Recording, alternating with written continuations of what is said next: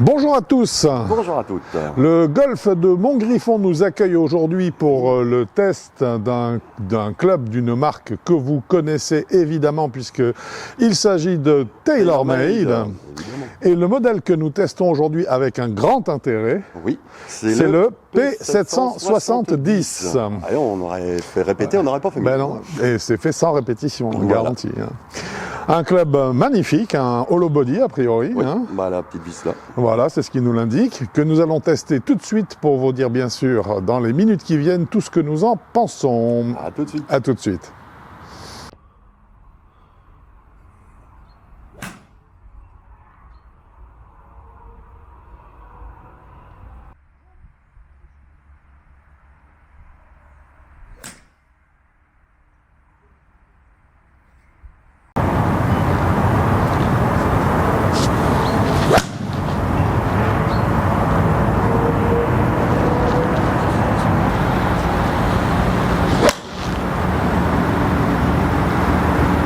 Eh bien, ça y est, ce fer TaylorMade P770 n'a plus aucun secret pour nous. Comme les autres d'ailleurs.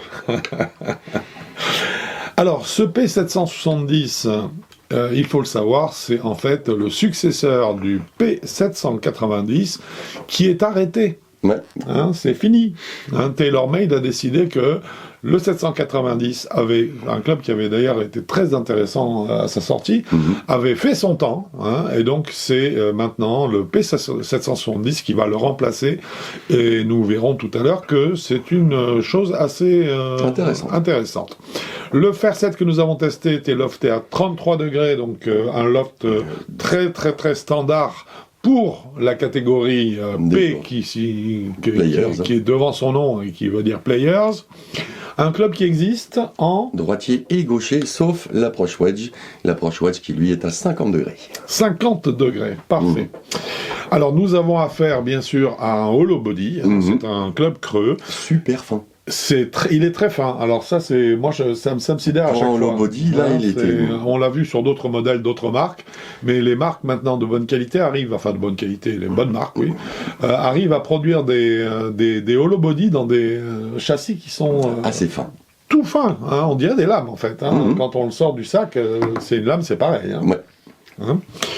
Donc un hollow body, mais alors il profite d'une technologie, tenez-vous bien, qui s'appelle la FLTD CG. CG, c'est sûrement pour centre de CG, gravité. on le sait, c'est pour centre de gravité. Alors, par contre, la FLTD... J'ai cherché, pas trouvé. On a eu du mal. Tout ce qu'on sait, c'est que les fers sont usinés avec précision pour favoriser un lancement haut avec les longs fers et davantage de spin pour les fers plus courts.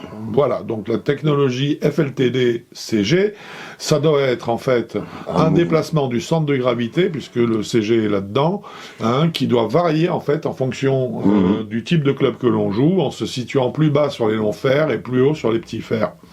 Les fers étant usinés de façon à ce que même s'il est placé plus haut sur les petits fers, l'usinage des stries permette d'augmenter quand même la quantité de spin. Voilà. Ensuite, nous avons donc une construction forgée, ce qui est intéressant puisqu'on a affaire à un club creux, avec une optimisation précise de la masse grâce à un ajout de tungstène près de la semelle pour sa tolérance. La forme est affinée, on en a parlé déjà. L'offset est très modéré, cette fois-ci.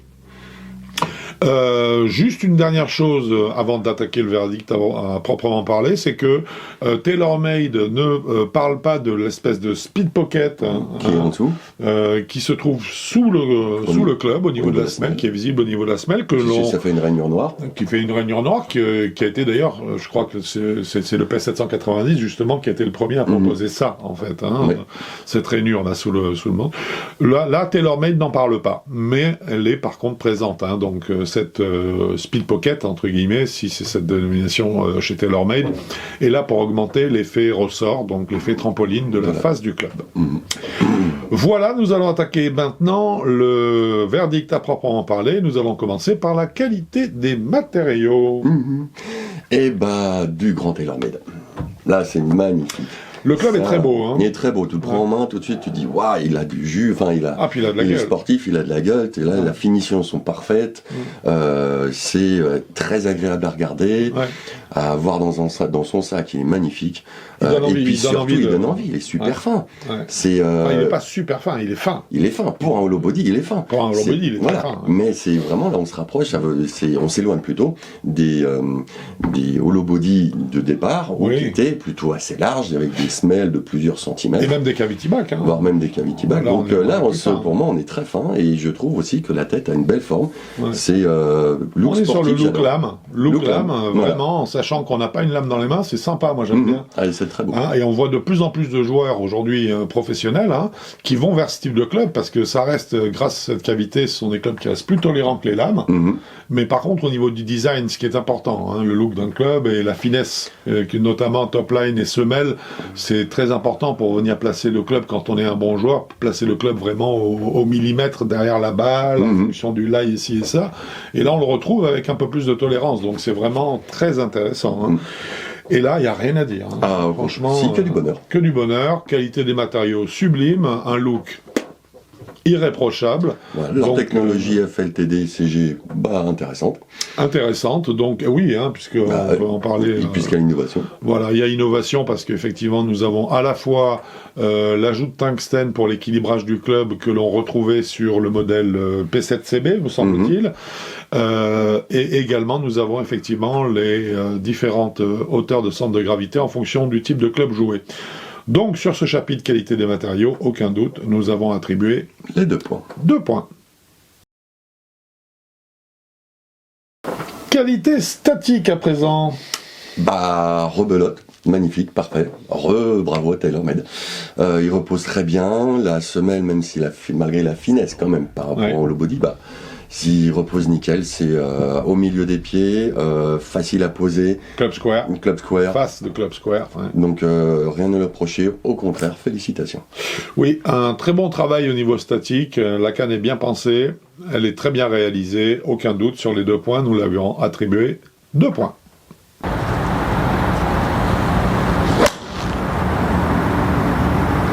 Stabilité et moment d'inertie à présent. C'est quand même assez propre pour un club aussi fin d'avoir cette forme de stabilité. Je trouve que on voit l'efficacité du petit côté hollow body qui stabilise, pas entièrement, un impact, mais pas gênant du tout. Là, oui, absolument. Mais bon, c'est tout fin. Tu peux pas avoir un moment d'inertie de folie avec un club qui est très fin. Ouais, c'est improbable. Donc, pour le moment.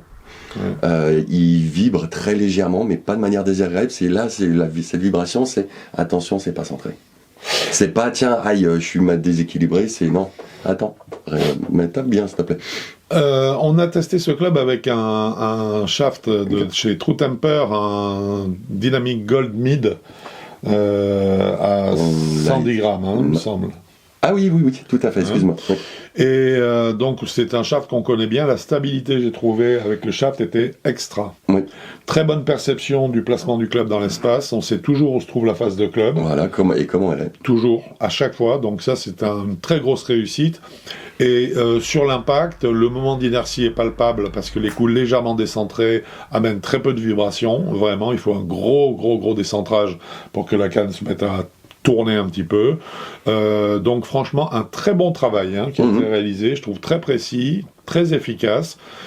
Sur les 2 points qu'on pouvait attribuer à ce club, à ce chapitre-là, nous avons décidé de lui attribuer 1,75 du fait que il peut bien sûr y avoir, on est sur une canne fine, il y a tout de même des vibrations légères qui sont ressenties sur des coups décentrés.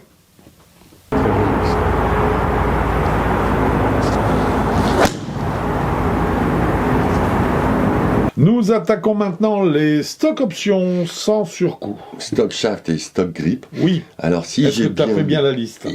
Non, je vais pas te sortir la liste parce qu'elle est longue. Oh mince. Mais par contre, je crois avoir bien lu le tableau. Oui. Donc il y a normalement 28 shafts. Oui. Carbone et acier. C'est pas mal. C'est propre et 25 grips. Ça c'est pas mal. Avec épaisseur différente bien sûr. Ouais. Donc là on a dans du lourd. Ça, j'aime beaucoup. Bravo, félicitations. Ouais. Ça se rapproche des catalogues Mizuno, des choses comme ça. Oui, des catalogues à rallonge. Le seul truc que je trouve dommage, c'est que dans beaucoup de boutiques, ils proposent qu'un seul shaft en général, et puis c'est un shaft acier. Alors que là, il y a aussi des shafts carbone. Ça peut plaire à des gens qui préfèrent le carbone. Tu as tout à fait raison. Il est évident que la vocation de la canne, parce que c'est une série P de chez TaylorMade, ces players, c'est pour les joueurs qui sont, je dirais, en dessous de 12 handicaps, la catégorie player, ça se situe à peu près dans ces eaux-là. Parmi eux, il y a pas mal de joueurs d'acier, de shaft acier. Général, oui.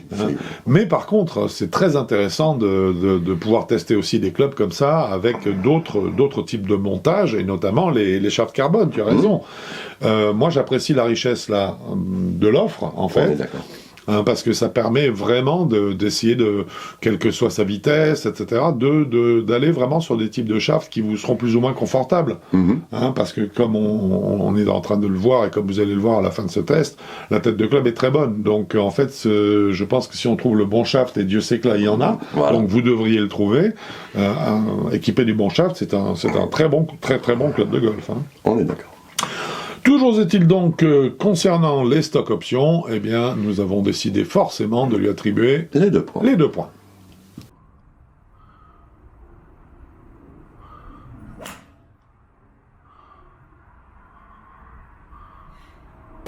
Puissance et Smash Factor. Ah, ça plaît, ça. Ça plaît beaucoup. Et puis, on va commencer par le chiffre tout de suite. En moyenne, on était à 1,36. Voilà. Alors non, pas en moyenne, on est arrivé à 1,36, le max. Oui. Mais on a eu beaucoup de facilité à l'avoir, même moi. Oui. Oui, même moi. Il ne faudrait pas l'oublier, ça. Voilà. Non, tu as raison d'assister. J'insiste parce qu'en général, c'est toujours toi, Monsieur Smash Factor. Moi, je suis content, je l'ai eu aussi. Voilà. Alors, on ne l'a pas dépassé. Donc, non. Bon, il y a les conditions météo qui Alors, c'est ce que j'allais dire. Bon, d'abord, on avait un radar qui était très sévère. Et ensuite, on avait effectivement on a fait réaliser le test dans des conditions atmosphériques qui était potable, sévère aussi, très sévère aussi. Donc c'est-à-dire qu'il faisait pas moins 10. Non, il faisait pas moins 10. Mais on était loin des conditions d'il y a 2 mois, ce qui veut dire que forcément les chiffres ne sont pas les mêmes. Oui. Tous durcis, y compris l'acier. Il est évident que là, les effets trampoline et autres, on les ressent beaucoup moins, et c'est palpable, parce que la machine du coup nous donne des vitesses qui ne sont pas aussi flatteuses que ça peut l'être quand on fait des tests en plein été. Oui. Donc le 1,36 là, il est très bien, et puis surtout, il est régulier. Il est régulier. Le 1,34, le 1,35, on les touchait quasiment à chaque fois. Et de temps en temps, on sortait à 1,36. Donc oui, c'est un club qui a la puissance minimale. Et surtout nécessaire pour... Oui, absolument. Alors justement, comme on disait en commençant ce verdict, que ce P770 remplaçait donc le P790, justement ce qui était intéressant, c'est que là on a eu... Le P790, c'était un club qui arrivait à être irrégulier. Cette irrégularité-là, on ne l'a jamais trouvée en fait avec ce P770. Toujours la même distance. Toujours, systématiquement. Même un peu décentré, on perdait un mètre grand max. Là, c'est vraiment, là, le holo est bien étudié, le creux à l'intérieur est bien fait parce qu'il compense parfaitement les petites fautes de contact. Donc, il n'y a vraiment rien à dire sur ce Smash Factor. Donc, nous lui avons allègrement attribué ces 2 points.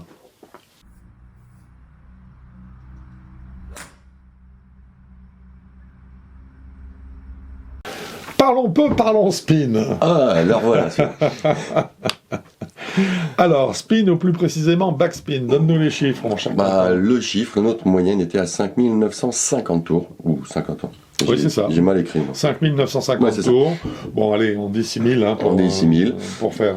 Pas grand-chose à lui reprocher, parce que c'était beau, c'était propre. Même si on est un peu en dessous des 7000 tours en moyenne, ça reste en low body. On peut travailler le spin un petit peu grâce à la conception du club. Et moi, j'ai pas vu de style de ballooning au niveau de la trajectoire. Zéro, on le verra tout à l'heure. Donc, pour moi, c'est parfaitement logique.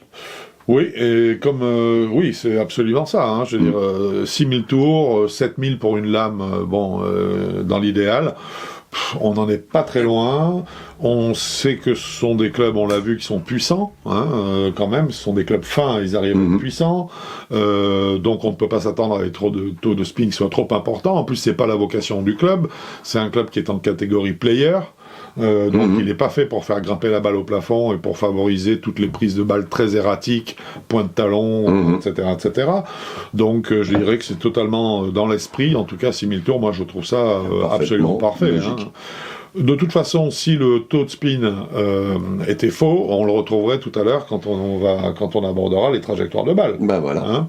Donc en soi, en tout cas, 6000 tours par rapport à 7000 pour une lame, pour nous, il n'y a pas de souci. Sur les 2 points, on lui attribue volontiers les 2 points.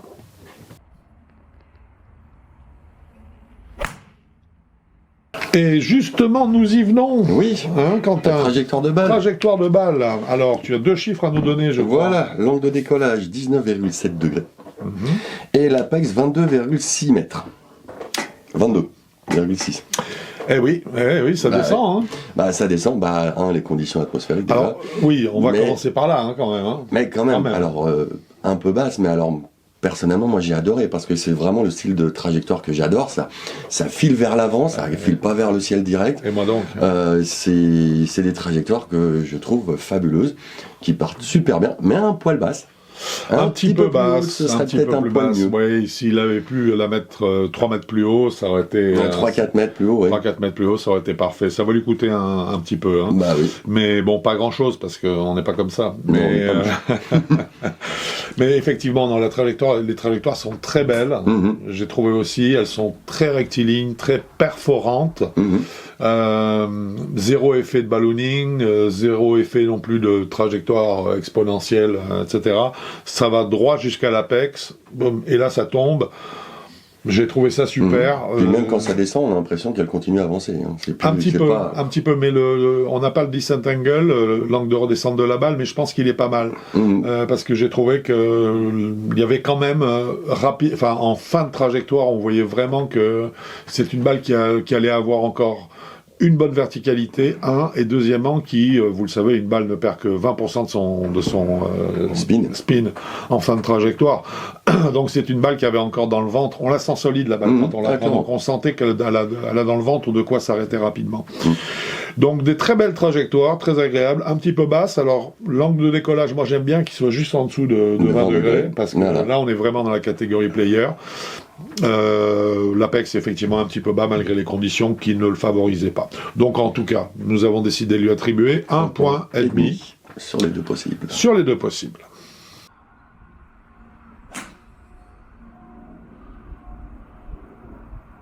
Feedback et sonorité à présent. On va commencer par la sonorité comme d'hab. Vas-y. Magnifique. J'ai adoré. Fantastique. Un hollow body qui me plante un son comme ça, je me dis, mais il me fait il me fait un bruit de semi-lame en fait.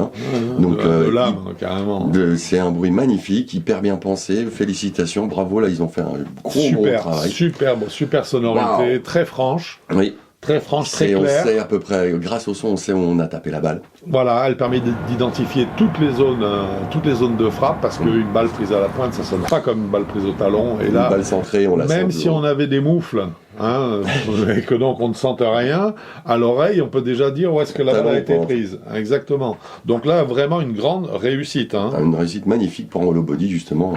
Sonorité sublime. J'adore. Moi aussi. C'est super franc. Et ça ne flatte pas. Non, ça claque. Ça claque, mais ça ne flatte pas. C'est pas un bruit de boum, c'est énorme. Non, c'est juste le bruit qu'on attend d'une prise de balle. Je le trouve parfait. Je l'ai trouvé parfaitement réalisé.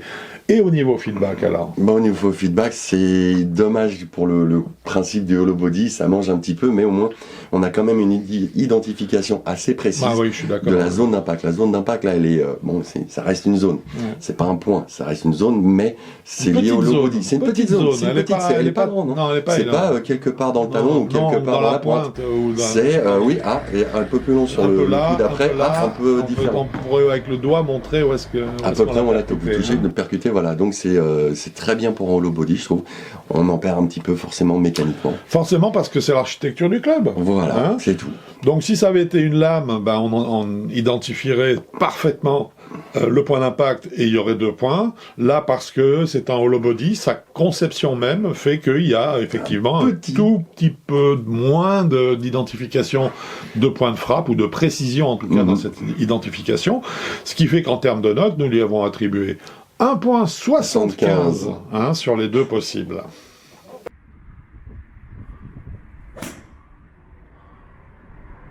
Un chapitre qui nous plaît beaucoup. Forcément. Eh oui, égoïstement. Hein, restons. Les sensations. Pour le bal, vas-y. Ah, j'ai adoré. Ah, jouer cette canne, en plus, surtout, je me dis, c'est un hollow body, c'est bizarre, il est fin et tout. Je me suis dit, bon, il a du cachet, il est bon, on l'a dit, dans la conception du matériau, etc. Et très bien, donc on se dit, chouette, je vais tester quelque chose d'un peu différent. Et puisqu'on joue, j'ai des lames et des vraies semi-lames, là, j'ai été hyper agréablement surpris parce que je me suis dit, c'est bizarre, mais ça sent pas le club du futur, mais presque. Moi, je suis d'accord avec toi. Il est énorme. Pour moi, c'est vraiment la conception va être simple. C'est que on a un toucher qui est extraordinaire avec la tolérance d'un hollow body, mais la finesse d'une semi-lame, le toucher d'un club quasi plein. Waouh, j'ai adoré taper ce club. Moi, j'aime bien ce que tu as dit quand tu dis ça ressemble, c'est un goût du club du futur, c'est vraiment ça. Alors pas du tout parce que c'est un club, je dirais, qui vient d'une autre planète. Non, pas du tout. Pour la technologie, mais c'est. Mais par contre, ce que tu dis et qui est très juste, c'est que quelque part, si le club reproduit autant de sensations, s'il est aussi performant sur cette trajectoire de balle.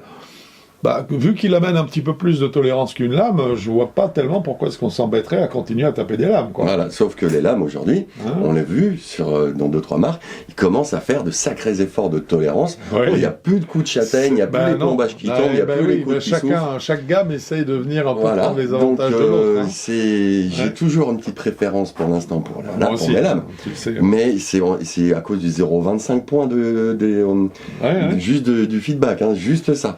Mais je pense que les pros, eux, leur but, c'est aussi d'avoir des sensations, mais c'est surtout d'avoir de la facilité c'est de scorer, parce que c'est leur gagne-pain. Donc, je pense qu'ils vont aller tendre vers ce genre de truc.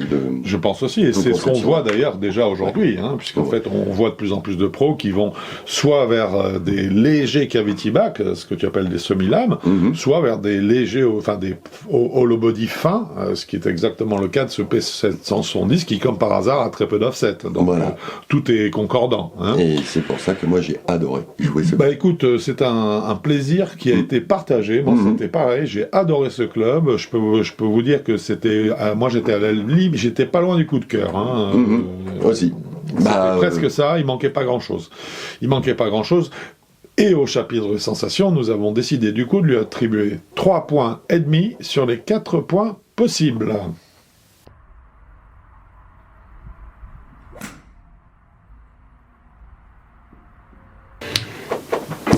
Voilà un chapitre qui n'est pas noté, par contre. C'est l'avis de l'enseignant. Qu'est-ce que tu en penses en tant que coach, mon cher Quentin ? Que pour le public visé, ils sont tombés parfaits. Donc là, n'importe qui, pour le public visé qui veut essayer, oui, tout de suite. Allez essayer, faites un fitting avec ce club. Shaft acier, shaft carbone, il y a 28 shafts. C'est à tester, c'est vraiment à tester. On a aimé le shaft mid parce que on essaye de faire tous nos tests avec celui-là. On l'aime bien, on essaie vraiment avec des shafts dont les caractéristiques soient proches de celui-là. Pour être le plus neutre possible. Absolument. Là, je pense que ce club-là, on peut l'essayer en shaft carbone aussi. Je pense également. Il en a sous le pied. Donc là, tous ceux qui sont dans le panel. Alors, moi, je dirais que c'est le club idéal pour les joueurs qui veulent descendre vers les meilleurs index, qui sont par exemple en deuxième série, qui veulent arriver à la première série, qui ne sont pas des professionnels parce qu'ils n'ont pas le temps de s'entraîner 6 heures par jour ou 8 heures par jour, et en fait, ils veulent un club qui tolère un tout petit peu plus, sans leur poser trop quand même de problèmes de contact. C'est un club qui reste facile à jouer, je trouve. Donc pour moi, c'est une très bonne transition. C'est un club parfait pour faire la transition entre un cavity back, par exemple, et une lame. Et une éventuelle future lame. Et une éventuelle future lame, parce que... si demain, le concept de lame reste pertinent. C'est ça, parce qu'on ne le sait pas encore. Non. À voir, voilà. Ça, mais comme tu l'as dit aussi tout à l'heure, les lames progressent également. Elles progressent bien, c'est pour ça qu'on est là. On va voir qui va gagner la course. Ça va être très intéressant à regarder. Très, très intéressant, et c'est ce qu'on va vérifier, bien sûr, au fil de la saison 2025 à venir, sur le circuit professionnel, évidemment. Mon cher Quentin, je crois que nous en arrivons au point où il faut que tu sortes ta calculette pour nous faire une belle addition. L'addition est très simple, c'est 18,5 sur 20. Alors ça, c'est vraiment Bon. Voilà, là c'est posé. Alors ça c'est une note, donc là il n'y a pas de doute si on vous dit ça, c'est que ce club-là il nous a vraiment accroché un petit bout de cœur. Oui, il nous a beaucoup plu, on a eu un énorme plaisir à le jouer. Est-ce qu'il a une gamme de joueurs vraiment privilégiés? Les 0-18. Voilà, donc 0-18 chez nous c'est maître et expert. 0-18, c'est vraiment à partir de 18 d'index, pour moi, c'est vraiment un club que vous devez avoir testé. Si vous voulez changer de série, si vous voulez changer de série, parce que ça serait dommage de ne pas le faire. Voilà, après, il peut plaire ou pas plaire. Bien sûr. Mais au moins, l'avoir testé, de notre point de vue, c'est quasiment une obligation. Exactement. Est-ce que ce club a un prix? Dis-moi que non, comme ça c'est le club parfait s'il n'a pas de prix. Bah si, quand même. Il a un prix. Et oui, donc en acier, il est à 230 €. Le club en prix public, sans avant les promos. Et normalement, d'après mes calculs, parce qu'il n'y a rien de facial, il n'y a rien de facial sur le site, ni ailleurs d'ailleurs. Donc, comme j'ai dit, dans les boutiques en facial, c'est que à l'acier, point final. Ce serait 267 €. 267 € le club, c'est ça. Oui, si vous êtes membre fan, n'oubliez pas que vous profitez d'une remise de 12% chez notre fournisseur partenaire, ce qui vous fait passer la tête avec shaft acier à 202,40 € et la même tête sur un manche carbone à 235 €, ce qui est quand même absolument pas négligeable. Mon cher Quentin, ce fut un plaisir, ce test. Un très gros plaisir. Écoute, on se revoit bientôt pour en faire un autre. Avec grand plaisir. Par contre, sur un practice chauffé. Sur un practice chauffé. Mais non, sans pas chauffé. J'ai eu peur, là, je me suis dit, on l'a perdu, ça y est. Bon golf à vous. Au revoir.